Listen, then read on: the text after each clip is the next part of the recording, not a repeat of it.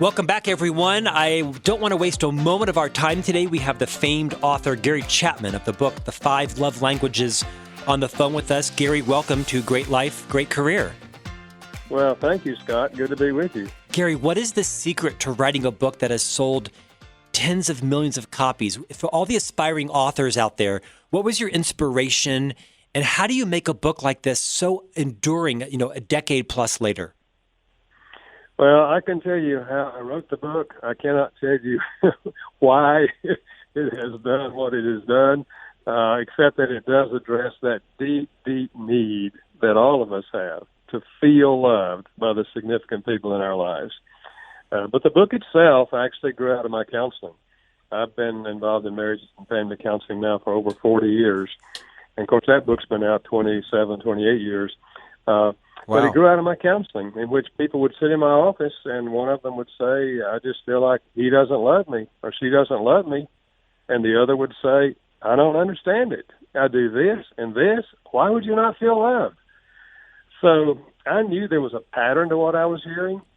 And eventually I just took time to sit down and read several years of notes that I made when I was counseling people and ask myself, when someone said in my office, I feel like my spouse doesn't love me, what did they want?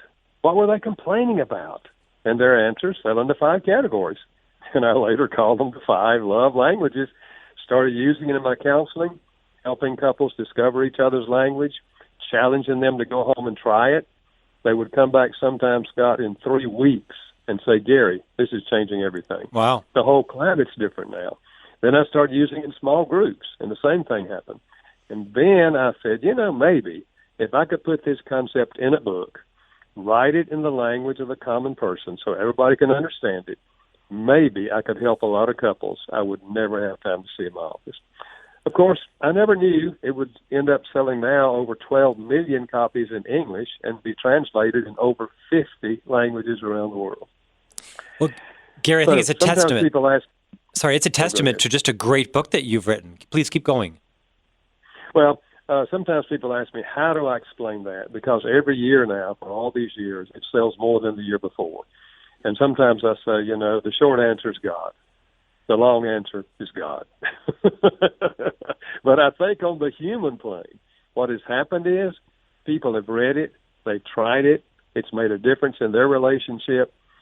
They share it with their brother and his wife, the sister and her husband, and it's just gone word of mouth all over the world. Gary, it's true that you're really an anthropologist originally and a bit of a linguistics expert. Talk a bit about how your original focus on anthropology and language helped to drive the name of the book. Well, anthropology is a study, at least cultural anthropology, is a study of cultures around the world, and particularly non-literate cultures. That is, how cultures operate. What is the family system like? What is the economic system like? What are the religions like?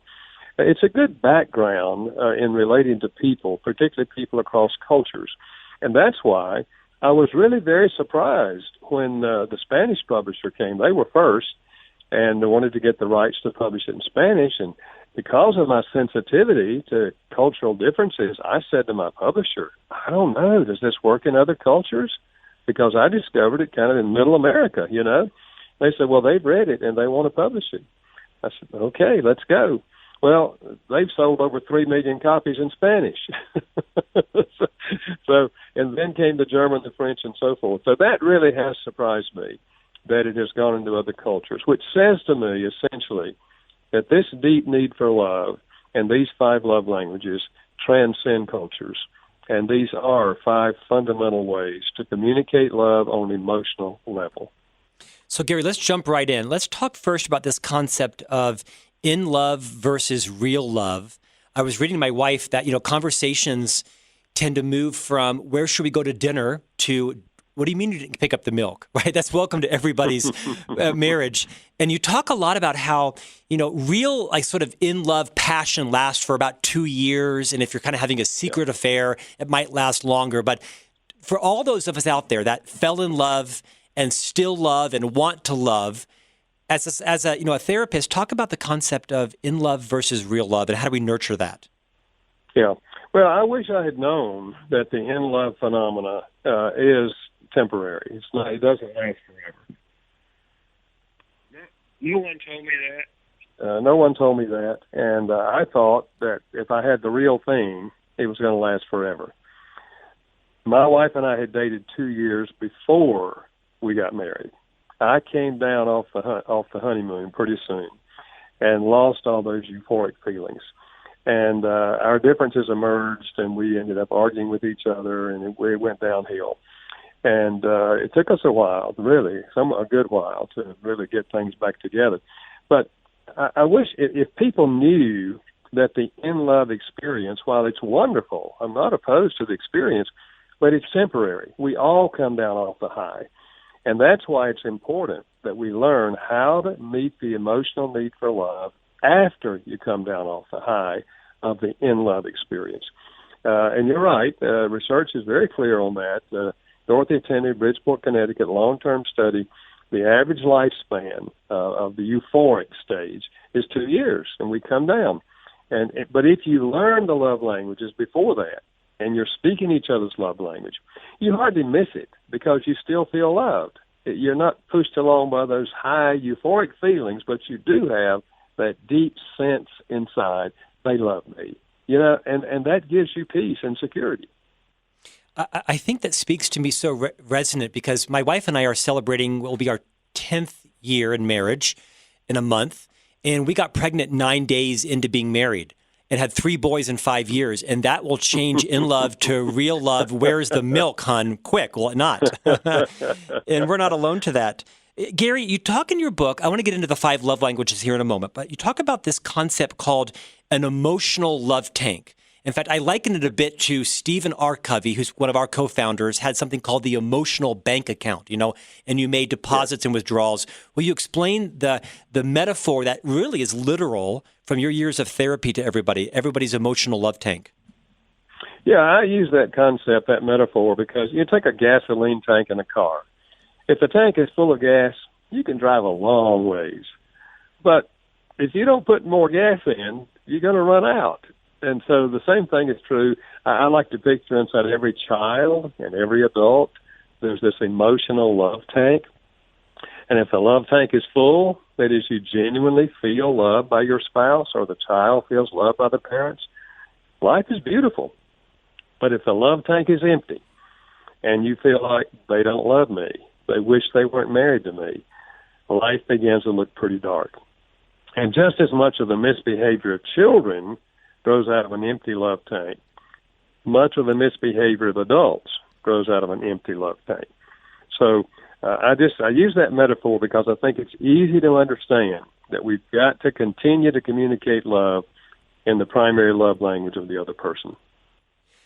You're listening to Great Life, Great Career. I'm your host, Scott Miller. Our guest today is Gary Chapman, the author, speaker, and counselor, and the originator of this phenomenal book, The 5 Love Languages. We're going to jump right into these love languages. But first, Gary, you also mention in your book, you talk about divorce, and that divorce rates are actually higher in second marriages than they are in first marriages, and in fact, higher in third marriages than they are in second marriages. Could you digress for a moment and talk about when you counsel with couples and they move towards divorce, what are some of the reasons that we all could relate to that are, quite frankly, preventable?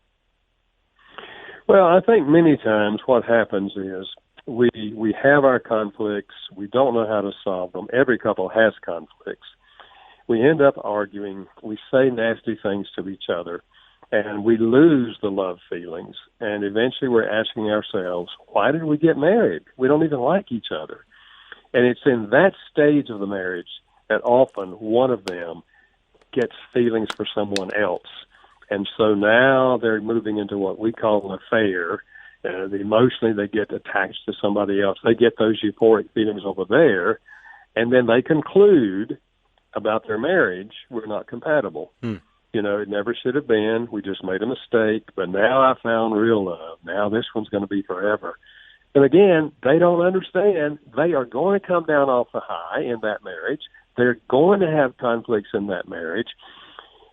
And so I say the answer is not running. The answer is learning how to love the person to whom you're now married. And if we can understand that concept, it hopefully will keep us from the illusion that, we didn't really love each other. We didn't have the real thing, but now I've got the real thing. And so I think many times when people come to the point of divorce, one of them at least is already involved emotionally with someone else. They already have a taste of a new love, and they think this is the real thing. So I just try to help people face reality. We all have conflicts. We have to learn how to respect each other's ideas, respect each other's feelings, and then say, okay, honey, I understand what you're saying. It makes sense. Now, I see it differently, but how can we solve the problem? And you focus on solving the problem rather than trying to win an argument. Gary, this book is a gift to humanity. It's one of my top books of all time. I am so enamored with not just the 5 love languages, but from your inside understanding what your spouse's love language may be is often not your own love language, and you have to understand how to communicate your language to him or her, and also to make sure that they know how to communicate their language to you. These languages start with words of affirmation, acts of service, receiving gifts, quality time, and physical touch. We're going to spend about 2 or 3 minutes on each of those. Before we jump into those, how often in a marriage, a partnership, in any kind of love relationship, are the languages the same? Not very often that a husband and wife will have the same primary love language. It does happen, but not often. And even if they have the same love language, they will likely have different dialects within that language. For example, a wife said to me some time ago, she said, my husband and I have the same love language. I said, wonderful. What is it? She said, acts of service. But, she said, the things that I want him to do for me that make me feel loved are different from the things he wants me to do for him to make him feel loved. So it's the same language, acts of service, but it's different I call them dialects, different dialects of that particular language. Is there any research that you've conducted that shows that one language is more dominant in a different gender than another? Like, are most men, I'm going to guess, probably focused on receiving physical touch, or is that not necessarily true? That's not necessarily true. There is a little favor to words of affirmation for men. That it's really, from research we've done, it's number one for men. But it doesn't mean that all men have that, to be sure. And women lean a little bit more toward quality time than do men. But other than that, they're pretty evenly distributed. And they're not gender specific, really. A man can have any one of the 5, a woman can have any one of the 5. Now, I think sometimes men will hear the concept and will automatically say, oh, I know my love language, physical touch. Right. They're thinking sex. And I say, well, maybe that is your love language, but let me ask you a question.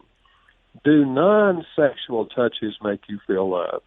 And first of all, they look at me like a deer in the headlights. Are there non-sexual touches? I say, well, let's say that you're walking out of your car into the mall and your wife reaches over and holds your hand as you walk into the mall. Does that make you feel loved? Absolutely. And if he says, well, but he may say absolutely, but he may say, no, not really. I say, okay, let's say she's pouring you a cup of coffee, and she puts her hand on your shoulder as she pours the coffee. Does that make you feel loved?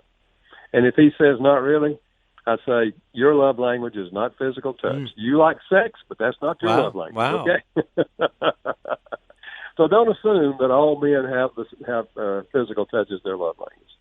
We're talking with Gary Chapman today, the author of the book, The 5 Love Languages. When we come back from break, we're going to spend about 3 or 4 minutes into each of these languages, have Gary talk about what it is and what it's not, and how to better uncover your own love languages, but perhaps even more importantly, the language of your spouse or partner. You're listening to Scott Miller with Gary Chapman on Great Life, Great Career. Be sure to come back because you're going to enjoy and perhaps even save or thrive in your marriage with this next part from Gary Chapman.